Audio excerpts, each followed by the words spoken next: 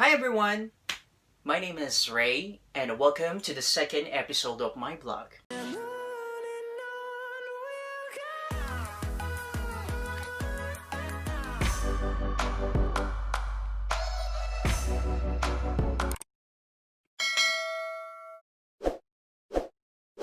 Hi everyone! Welcome back to my channel.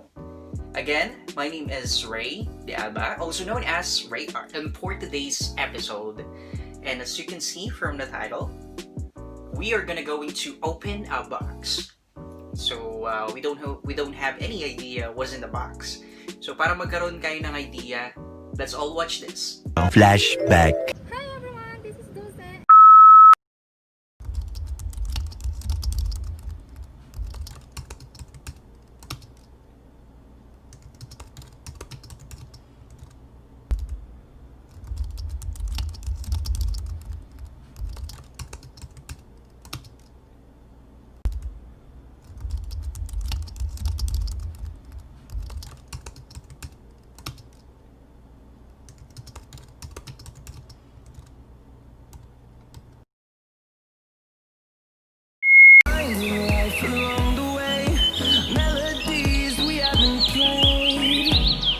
One minute, 37 seconds later.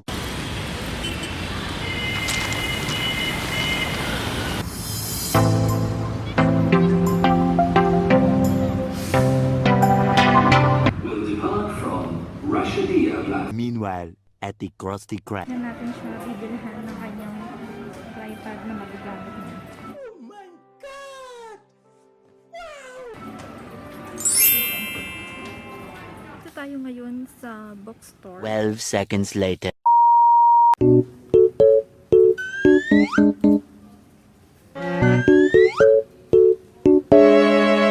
Seriously, what the fuck are you doing?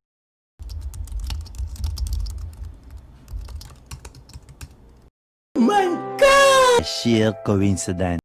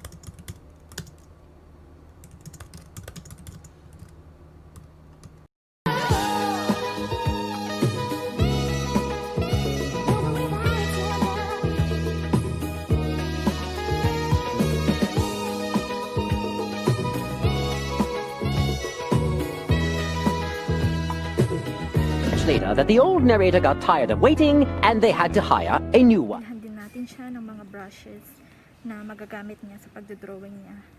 Kasi wala na siyang luma na yung ginagamit niya.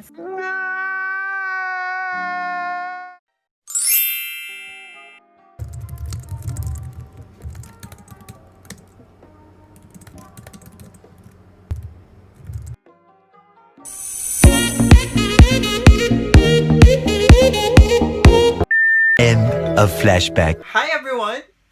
Will you please repeat it? Okay. Hey!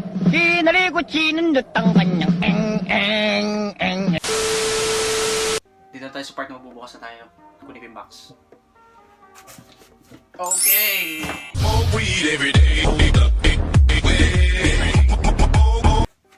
So ito na, bubuksan na natin siya. So bago tayo magbukas, wala akong gunting. So you can see wala akong gunting. So ito na lang ang naisipan ko pambukas, yung ginagamit kong sharpener sa mga pang drawing ko, sa charcoal ko. So ngayon, guys, mga bata, huwag kayong gagamit ng mag-isa nito. Baka masugatan kayo. Ganyan. Kung kaya nyo naman magpatulong sa nakakatanda sa inyo para buksan to, much better para hindi iwas problema na. Diba? Tulog po ako. Siguro, umiral siguro yung kadimonyo ng aking kamay. Gumalaw. Saan na natin buksan?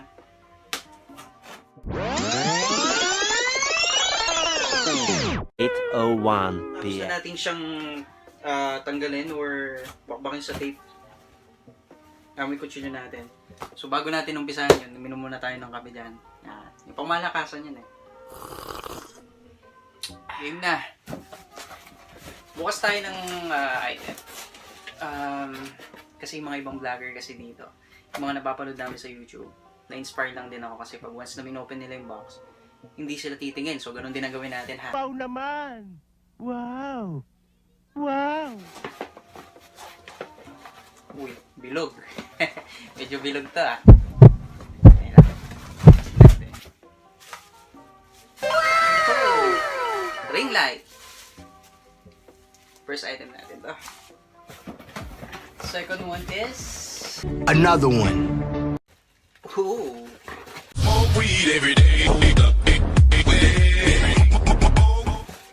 Medyo back siya. Parang, wait lang ha. Kakapain ko siya. May matigas siya sa likod, parang back siya sa likod, tapos malambot yung ano niya. Malambot yung plastic kasi hindi ko masyadong may imagine kung ano to. Pero kunin na lang natin. Wow! Ayos! Ito guys, meron tayong brush! Alright!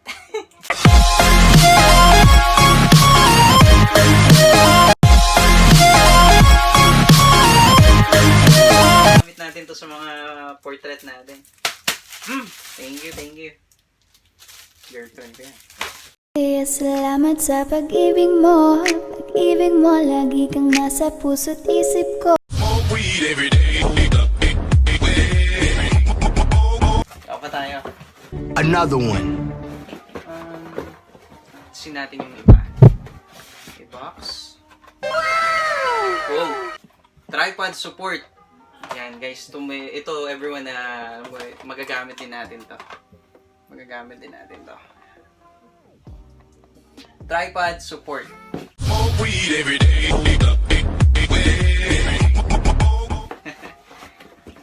Medyo bigat to ah. Hindi ko alam kung ano to. Parang gamit ko ba to? Parang bigat. Anday lang ah. Wait lang. Parang stand siya.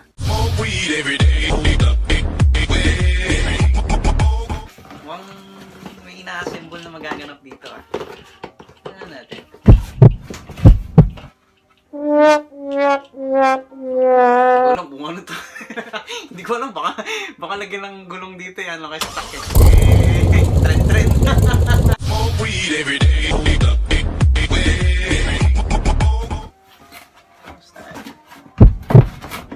Medyo malaking karton to.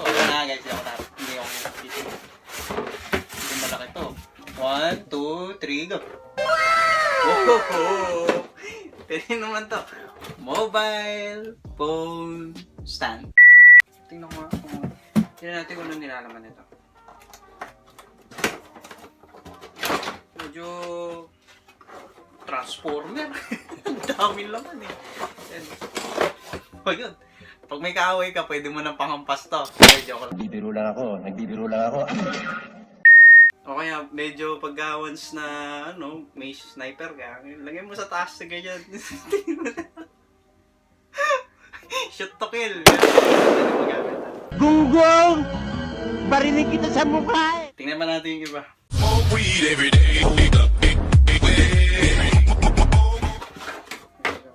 Yun! Oh!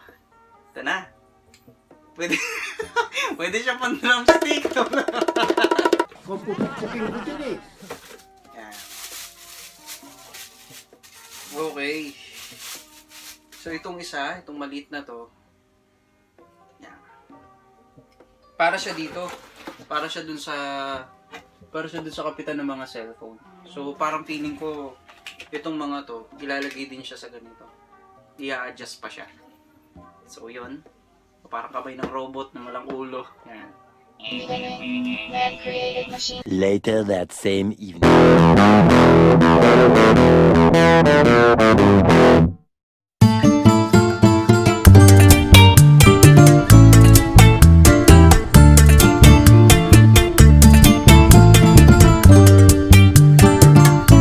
eventually. Ito yung nakita natin sa picture niya. So, ginaya lang natin siya mukano na symbol. Pwede siyang lagyan ng phone, landscape to portrait. Pwede din siyang lagyan ng mic dito, lalo kapag nagbablog tayo. Magagamit natin to. So, makikita natin yung mga adjustment niya dito. Pwede mo siyang i-curve ng ganito. Kung gusto mong sumunod sa'yo, pwede siyang maging 36 degrees or something na kung anong gusto mo para masundan yung ginagawa mo. Tapos, ito yung sa mic. Makikita din natin siya. So, may adjustment din dito. Tapos, meron na rin. Ngayon, dito sa ilaw, napansin ko parang may volume siya. Pwede natin siyang taasan o pwede din natin i-switch sa dalawang klaseng ilaw. Okay? So, try natin siyang saksak sa laptop ko. Yan. Then, subukan natin buksan kasi mayroon dito it says turn on. Power niya. Power supply niya. Ito na. Yun. So, nakikita natin dito na kulay puti siya. Kulay puti. At may nag-i-indicate dito na may plus sign tsaka minus sign. So, pwede siyang ibaba, minus sign. Ito, sinusundan lang natin. Pwede din natin i-increase yung brightness niya. Okay? Tapos may button naman dito, yung sinasabi ko sa inyo kanina, which is yung switch. Pag kinlik mo yun, yan. So, kulay yellow siya. So, makakatulong to ng malaki sa drawing natin, lalo na kapag gumagawa kasi tayo ng mga charcoal portrait natin, kailangan kasi sundin natin din yung texture ng ilaw na gagamitin natin kasi pinaka-importante yun. Once kasi na tinutukan natin siya ng medyo yellow na ito sa mga artists natin dyan na nagsastruggle sa pag-shading, no? Kailangan natin tong ilaw na yellow na to para pag once na gumawa tayo ng charcoal, alam na natin kung hanggang saan yung limitation ng charcoal na ina-apply natin. Hindi siya sobrang dark, hindi siya sobrang light. Saktong-sakto lang kasi yung tama ng light na effect na ito, matatansya mo dito yung skin tone which is saktong-sakto talaga. Hindi siya sumusobra, hindi rin kumukulang. At nakikita mo din at maganda siya sa camera. Well, satisfied ka sa kulay texture niya. So, meron din dito, dahil na-switch na natin siya sa kulay yellow na ilaw, pwede mo rin siyang ibaba. Kamukha niyan. Lalo na kapag once na finishing ka sa drawing, meron din siyang taas. Increase natin yung brightness niya. Okay? Ayan, itong kagandahan niya.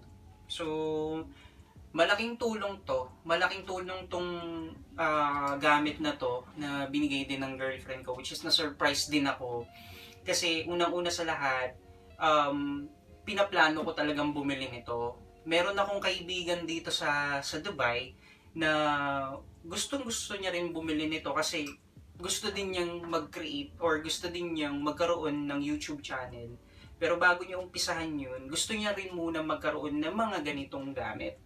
So, hindi pa naman tayo ganun ka-aktibo sa pag-YouTube natin, pero nag-iipon na tayo ng gamit para pag nagkaroon tayo ng more videos or meron tayong content na bago, meron tayong magagamit na talaga namang magagamit natin, lalo na kapag once na yung light effect, tsaka yung paano tayo magsasalita through phone or sa harap ng camera, maganda naman presentable yung itsura natin. Kasi sa mga napapanood ko, doon sila nag-focus. Nag-focus sila magpundar ng magagamit nila para pag once na in-edit nila yung videos nila, maganda yung kinalalabasan. So again, na-surprise ako ng malaki. Okay? Na-surprise talaga ako ng malaki na nag-effort yung girlfriend ko na pumunta sa lugar na to habang nagtatrabaho ako kasi ako to tell you honestly guys, hindi ko kasi maharap na bumili pa ng ganito. Pwede din naman mag-order through online. Ang kaso nga lang, pag once na nag-order ka through online, may hirapan ka kasi baka hindi accurate or baka may sira. Hindi mo alam paano mo ibabalik. So, doon sa nabilihan niya at nasabi niya na din sa akin na yung mga brand na binili niya doon, which is Binuksan, ang binilihan niya doon sa malapit sa Burj Khalifa siya bumili. Dahil sa nakita natin sa video niya, sinabi ko nga na para magkaroon tayo ng idea. Doon siya bumili, then Binuksan na din nila. Sila na mismo yung nagpahati dito, ganun kagaling yung mga binibilihan natin ng item dito, sila pa yung gustong maghatid sa mismong flat or mismong apartment ng bahay mo para hindi ka na mahirapan magbuhat. Ngayon, ito na.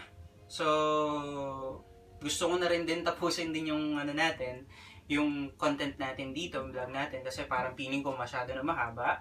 Sa lahat ng mga gusto, sa lahat po ng mga gustong lalo na yung mga co-artist natin dyan, lahat ng content na gagawin natin, it's all about art. Lahat. And then, syempre, sabi nga dun sa mga napapanood ko na YouTube channel bago ko mag-start nito, 80% na gagawin mo kung gusto mo ng isang topic lang sa buong vlog mo, mag-focus ka lang sa isa. Kunyari, ako art. Ganyan. 80%, pero yung 20% na yun, sa other thing na pwede kong gawin. Yun. And, hope nag-enjoy kayo. Hope na nag-enjoy kayo sa content natin na ginawa ngayon, which is nag-open tayo ng box, then inassemble din natin. And, I really appreciate yung sa binigay ng girlfriend ko sa akin, at na appreciate ko to kasi hindi lang siya makakatulong sa akin sa pagdodrawing, makakatulong din siya sa akin na ma-enhance ko palalo yung yung career as a vlogger. Okay? Guys, I know na mahaba na to, but I really appreciate you all na patuloy pa rin nanonood sa vlog namin na ito ngayon.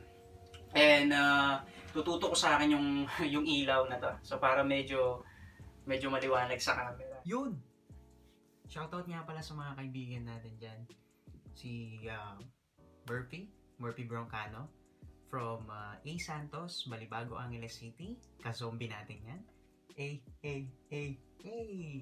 Yan. Yan yung mga babait natin ng mga kaibigan. Then, shoutout din pala sa kay Jalu Santa Maria, Zambales, reyART's De Jesus, Park, Pampanga, and Daniel De Alba from Capas Tarlac. So, yan. Papakan natin yung mga yan.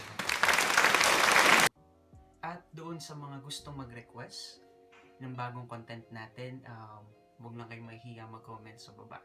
Masayang-masaya ako na nabuo natin tong vlog natin na to. Okay, so I hope you enjoyed the video.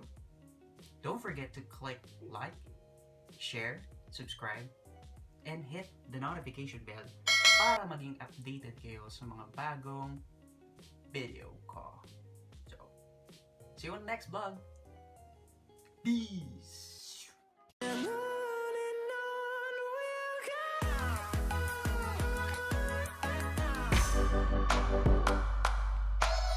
We'll be right back.